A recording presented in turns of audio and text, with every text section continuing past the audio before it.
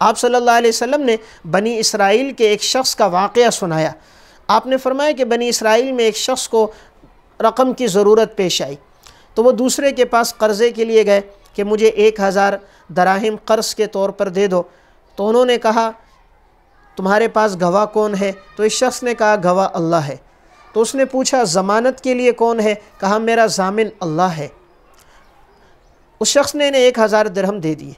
अब ये रकम लेकर जब आए, अपनी ज़रूरत पूरी कर दी।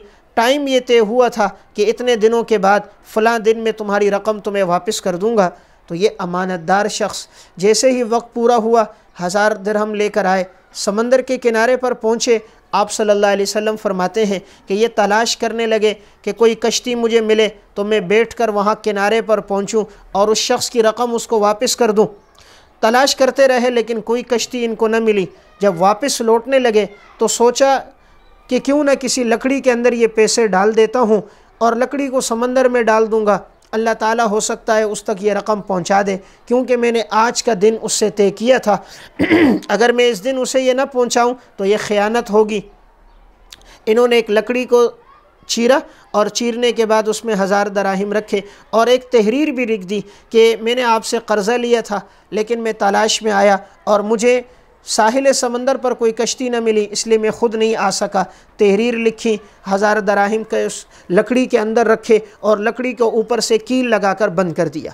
अब लकड़ी तो पानी में डूबती नहीं है, लकड़ी को पानी में डाल दिया।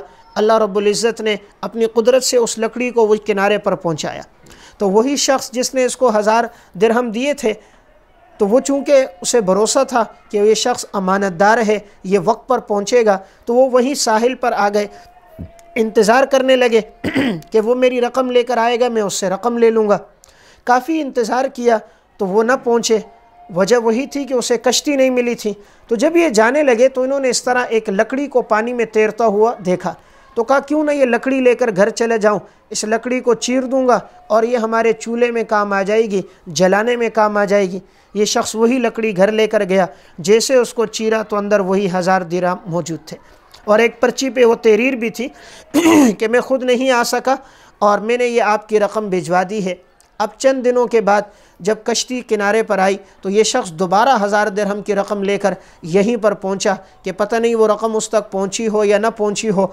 तो ये उसके पास आया, कहा मैंने आपसे 1000 दिरहम लिए थे लेकिन उस दिन में ना पहुंच सका, मुझे कोई कश्ती ना मिली। हाँ, मैंने रकम एक लकड़ी के अंदर डाली थी, मालूम नहीं वो लकड़ी आप तक पहुंची है या नहीं पहुंची, तो ये मैंने 1000 दिरहम जो आपसे लिए थे ये 1000 दिरहम ले लो। उस शख्स ने कहा जो तुमने लकड़ी में डाले थे अल्लाह ने वो लकड़ी मुझ तक पहुंचा दी है और वो 1000 दिरहम मुझे पहुंच चुके हैं, इस 1000 दिरहम की ज़रूरत नहीं है। ये वाक़या आप सल्लल्लाहु अलैहि वसल्लम ने बयान किया। इमाम बुखारी रहमहुल्लाह ने सही बुखारी में मुतअद्दिद जगह इस वाक़े को ज़िक्र किया है। तो देखिए ये शख्स कितना अमानतदार था कि पैसे लिए तो वक्त पे अदायगी की, तो अल्लाह ताला ने अमानत की वजह से सारे रास्ते के सफ़र को उसके लिए आसान कर दिया और लकड़ी में जो रकम डाली अल्लाह ने वो रकम उस तक पहुँचा दी।